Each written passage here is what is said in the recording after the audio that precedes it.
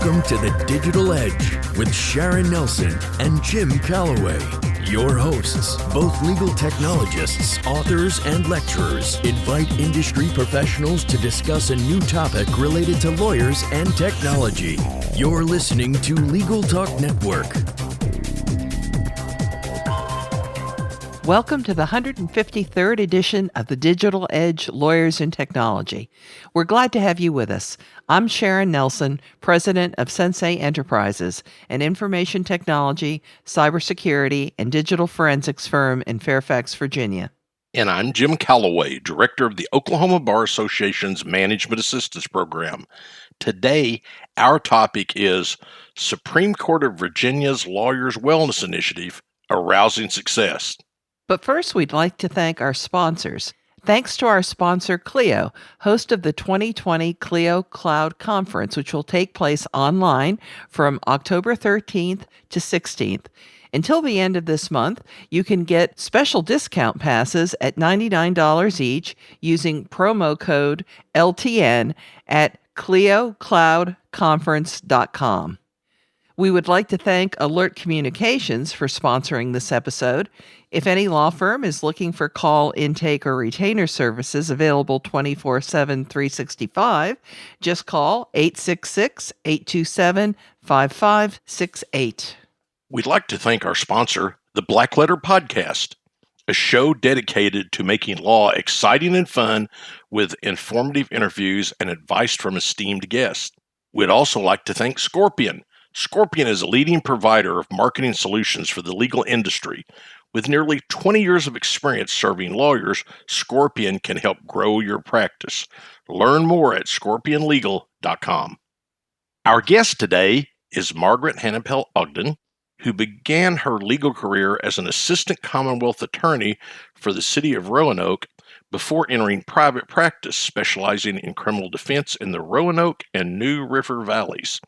Immediately prior to her position as the inaugural wellness coordinator for the Supreme Court of Virginia's Lawyer Wellness Initiative, Margaret served as the staff attorney to the Pennsylvania Supreme Court's Interbranch Commission for Gender, Racial, and Ethnic Fairness, where she analyzed court policy, drafted and commented on proposed rules and legislation, and advised judges and attorneys on best practices for addressing bias in the state court system.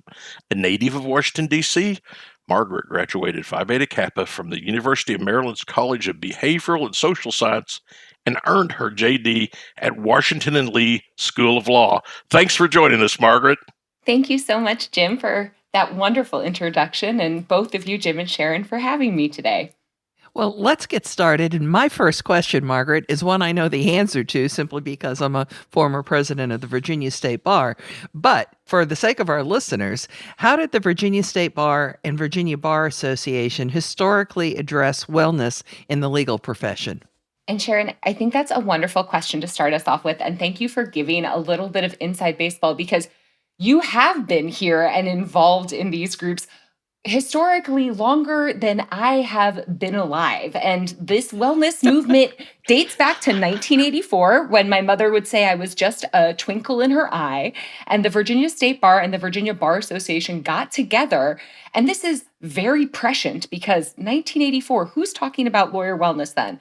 Well, our Commonwealth's two main lawyer organizations got together to survey our profession. They found high rates of substance use. Specifically, alcohol abuse was the pressing issue at the time, and they formed this committee as an all-volunteer effort that was housed within the Virginia Bar Association to start addressing this, and that's when Lawyers Helping Lawyers was created, which evolves into the organization, the Virginia Judges and Lawyers Assistance Program, that's still operating today. What spurred a change in the response to lawyers with mental health and substance abuse issues? Well, the most recent change, and the one that has really kickstarted the movement here in Virginia, is the National Task Force for Lawyer Wellbeing's 2017 report, The Path to Lawyer Wellbeing. And this is based off of two 2016 studies that looked at well-being first in lawyers and then in law students, and found really staggeringly high rates, especially when compared to the general population, of all sorts of issues: anxiety, depression, burnout, alcohol, suicide, substance use. You name it, this national report found that lawyers, depending on what metric you were looking at, 2 to 4 times that of the national population, and really stacked up against other professions, we were not doing well. And this report, rather than just focus on some of these dire statistics, started with that, but really ended with a call to action, saying we've seen this at the national level. Please, states, the laboratories of our democracy, please pick this up and see what can be done about this, because you are the folks who are regulating lawyers. And we realize that this isn't just an individual problem, this is an institutional problem that pervades our profession. So that report came out in 2017.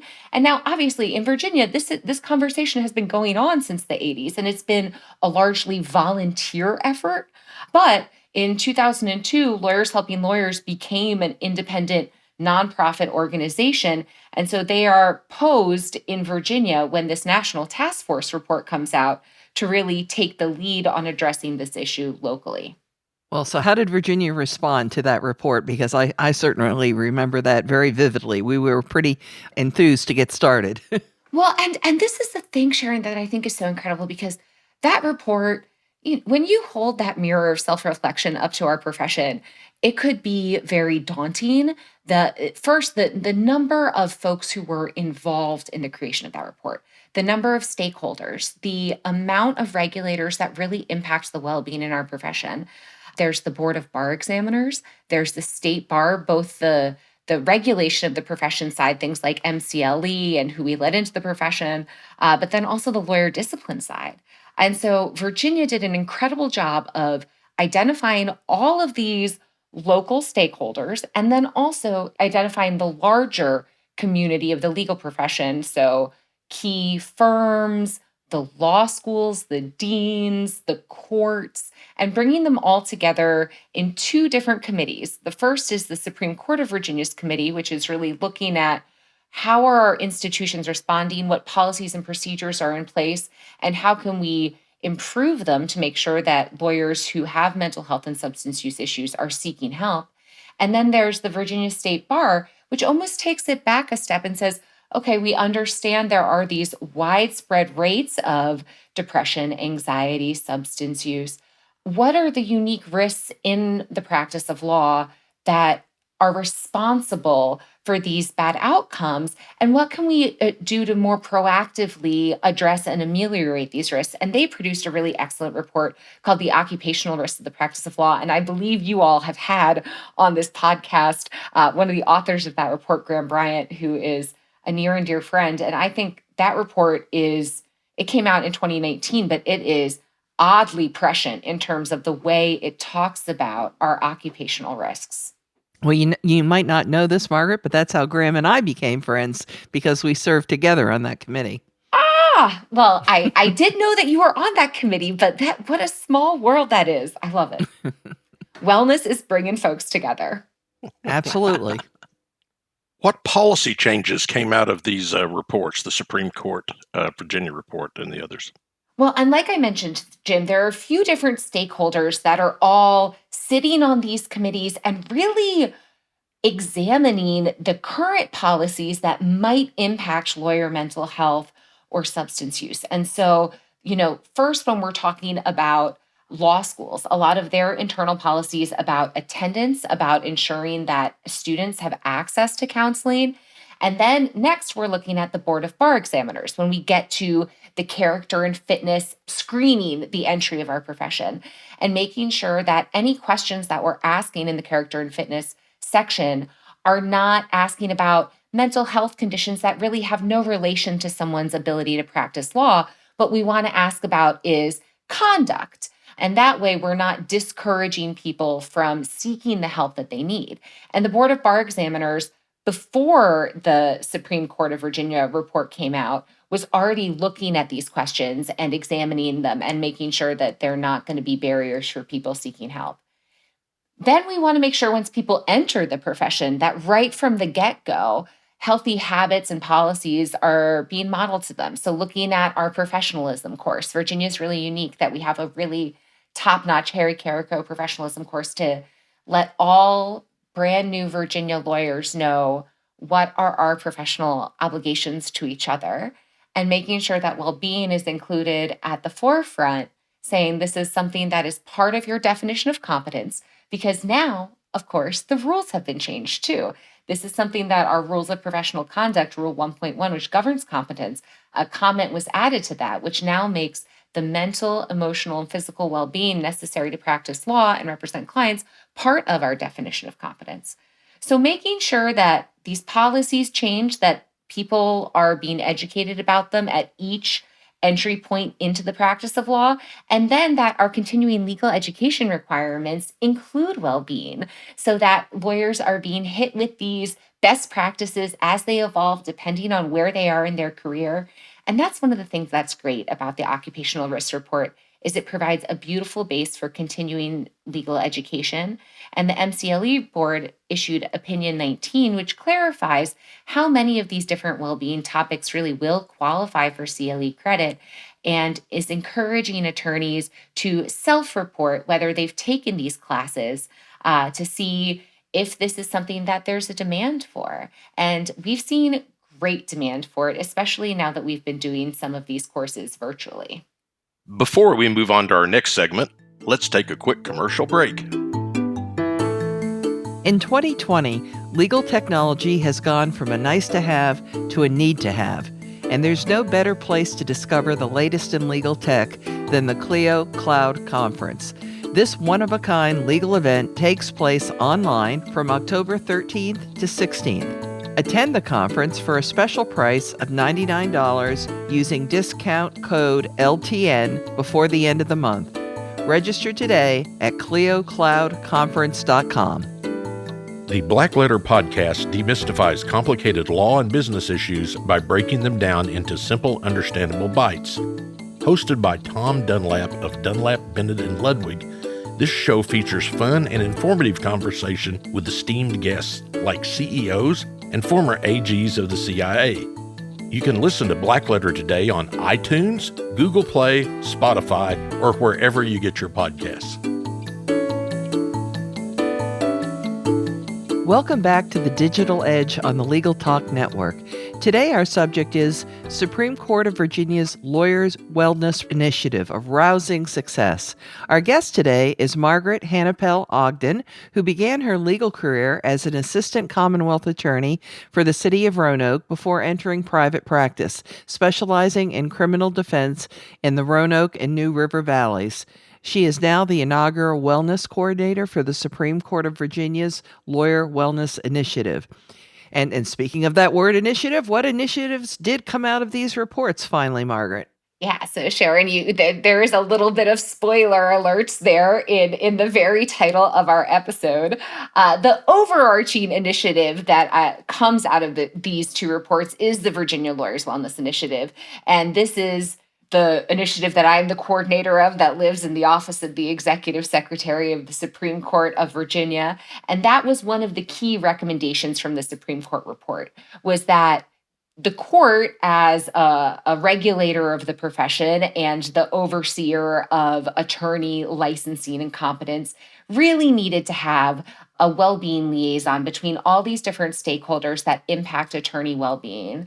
And also, as the Virginia Judges and Lawyers Assistant Program stays a separate independent nonprofit, but builds a larger base, increases its staff, expands its reach, making sure that that organization has a seat at the table when all of these well-being discussions are happening. So that's the key initiative, is Lawyers Wellbeing, which includes the expanded funding of the Virginia Judges and Lawyers Assistance Program. It includes these expanded CLE credits. And I want to give a specific shout out to the Virginia Law Foundation and Virginia CLE, because they have created a beautiful library of well-being CLEs that qualify in Virginia. And they are offering to all active attorneys 2 of them at no cost a year. And this is a promise that they've made as part of the Wellness Initiative to support the education of attorneys in this area. And I say attorneys, they're also offering them to judges and to law students, because they recognize that this is education that, even if you're not required to get it to maintain your continuing legal education requirements, that anyone who is in the legal profession will benefit from this. That's something I'm excited about. My position is specifically housed in the Department of Educational Services within the Office of the Executive Secretary. If we want to do a deep dive on how our state judiciary is structured, that's the administrative office of the court. So HR is there, IT is there, and well-being is now considered that much of an institutional virtue that it is being placed within education. And when we're doing our yearly education requirements for judges, clerks, magistrates, we're now including well-being programming in each of those audiences that the Supreme Court is training. So that is, to me, very exciting to see not just an expansion in law schools and with this wonderful nonprofit, but to see the court putting it into its educational and policy priorities. Well, that sounds like an impressive list. How are all of these efforts funded? Yes, of course. And this is definitely the where the rubber hits the road, because they're funded collectively. They are funded by every active member of the Virginia State Bar. In 2019, this was one of the main recommendations out of that Supreme Court report, that this will all cost money, that to make the Judges and Lawyers Assistance Program able to serve attorneys across the Commonwealth, they can't just be 1.5 employees, because that's what they were. And they were trying to serve, we have over 50,000 members in the Virginia State Bar when you include those who are inactive. So that was insufficient. But when we take these costs and divvy them up over all attorneys, in July 2019, $30 of a line item in bar dues was first assessed to start the Attorney Wellness Fund. And that has been, I'm going to steal your line, a rousing success, because the Virginia Judges and Lawyers Assistance Program, they have 5 employees now. And Jim, if you could see what they can do with 5 employees, it's wild to me, because of course these are folks who've been working for nonprofits for years, who've been in treatment settings for years. They are immensely skilled experts.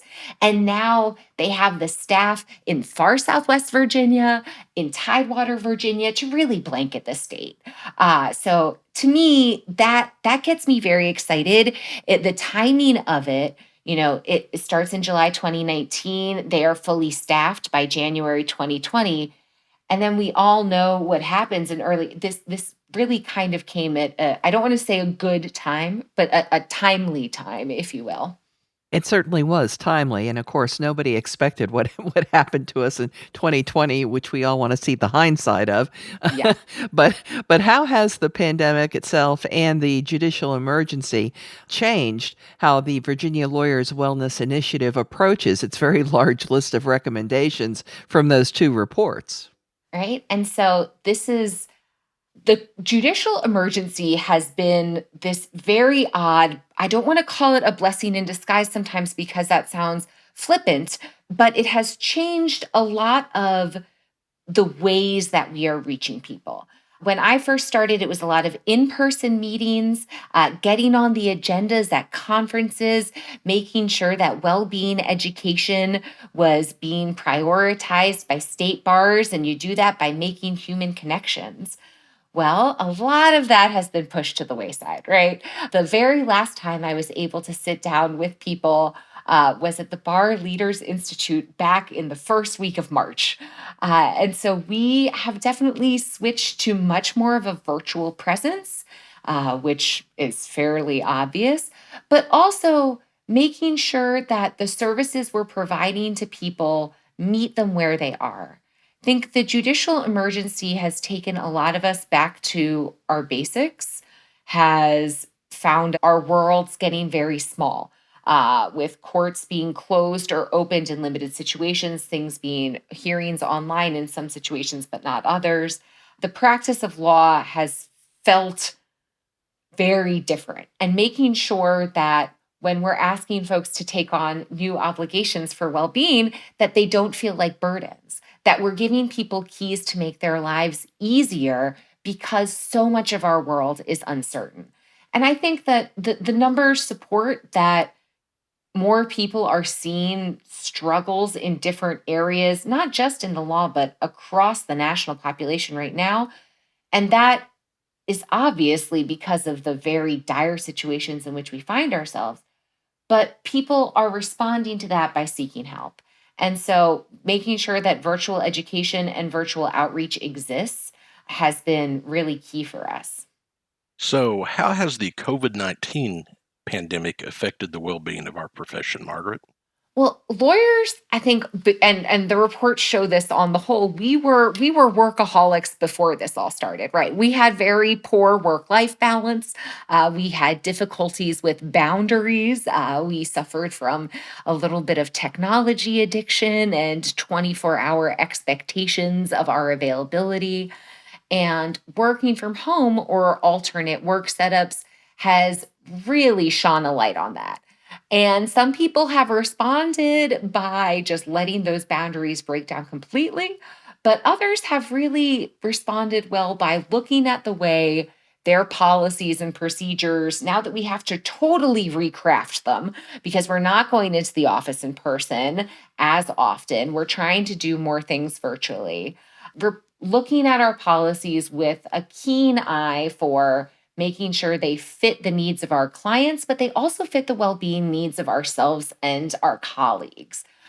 So I'm really delighted to see people who are re examining their policies, putting on their emails, I am out of the office during these times, these are my in office hours, and setting proactive boundaries with their clients. So I think that it's made us all re-examine where our boundaries are, but it's also made us be more intentional in creating, because we have to, in order to maintain any semblance of work-life balance right now. Speaking of boundaries, before we move on to our next segment, let's take a quick commercial break. As the largest legal-only call center in the U.S., Alert Communications helps law firms and legal marketing agencies with new client intake. Alert captures and responds to all leads 24/7, 365 as an extension of your firm in both English and Spanish. Alert uses proven intake methods, customizing responses as needed, which earns the trust of clients and improves client retention. To find out how Alert can help your law office, call 866-827-5568 or visit alertcommunications.com/LTN. Now, more than ever, an effective marketing strategy is one of the most important things for your firm. Scorpion can help. With nearly 20 years of experience serving the legal industry, Scorpion has proven methods to help you get the high-value cases you deserve. Join thousands of attorneys across the country who have turned to Scorpion for effective marketing and technology solutions. For a better way to grow your practice, visit scorpionlegal.com. Welcome back to the Digital Edge on the Legal Talk Network.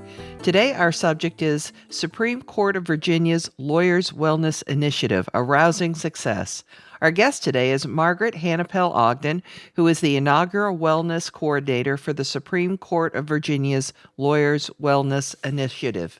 So, Margaret, how can organizations like law firms, courts, bar associations, and other legal employers, how can they help foster well-being during this ongoing crisis?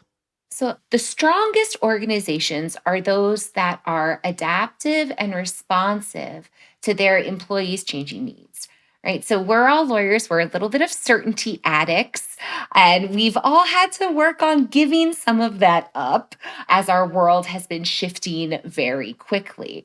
So, being sure that our organizations can communicate with their members about what they know when they know it, and getting good at communicating when things are uncertain.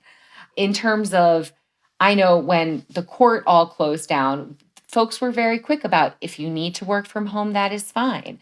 Here are the policies and procedures so that you have safe technology usage from your home, making sure that we all had the things that we needed in terms of tech and training to work from home, and then giving folks agency and autonomy to make the choices as much as they can within our structures, and without impacting client care, allowing people to make the choices that work best for their individual situation.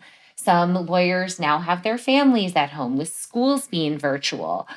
People are going to have different needs, and approaching them with grace, empathy, things our profession is not traditionally known for, but that we can use in this situation to support rather than give unnecessary burdens to our colleagues who are dealing with a lot of other things right now.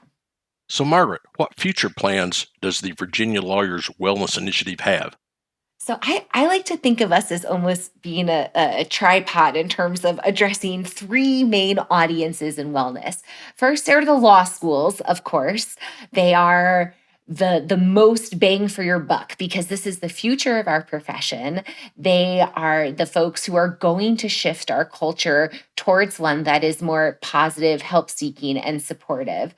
And so making sure that they're all staying connected with each other when their schools, some are in person, some are hybrid, some are virtual, giving them spaces to talk to each other that are vulnerable and open, and making sure they know that seeking help during law school will help them be better attorneys. It won't be a barrier to them entering the profession.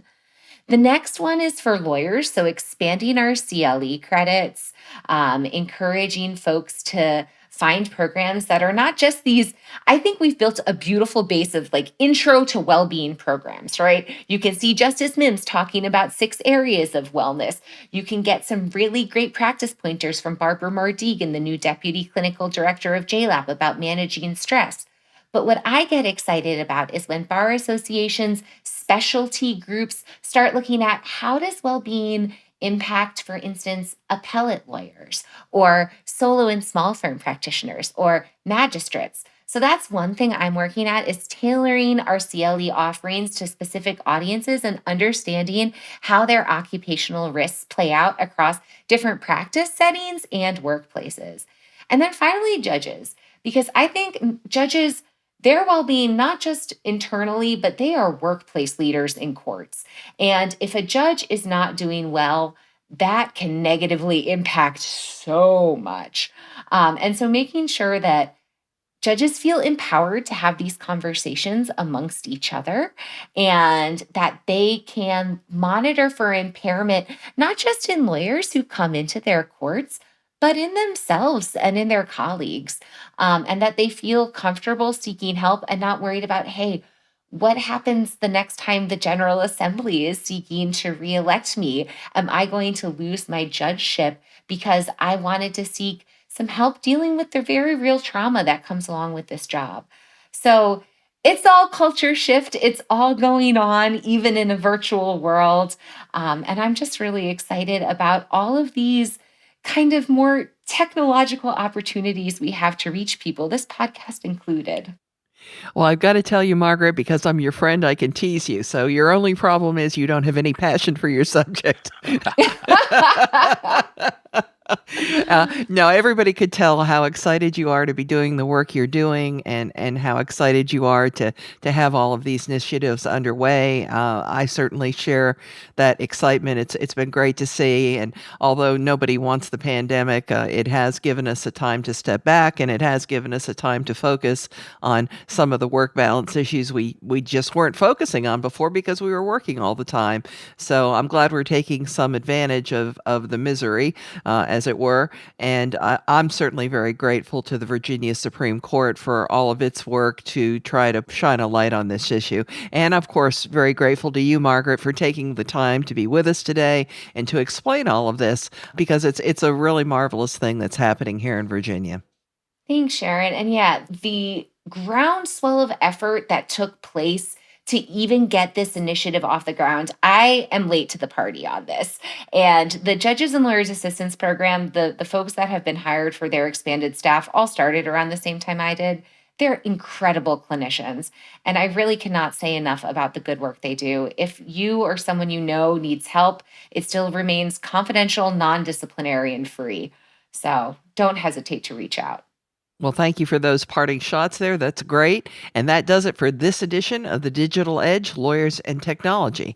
And remember, you can subscribe to all of the editions of this podcast at LegalTalkNetwork.com or on Apple Podcasts. And if you enjoyed our podcast, please rate us in Apple Podcasts.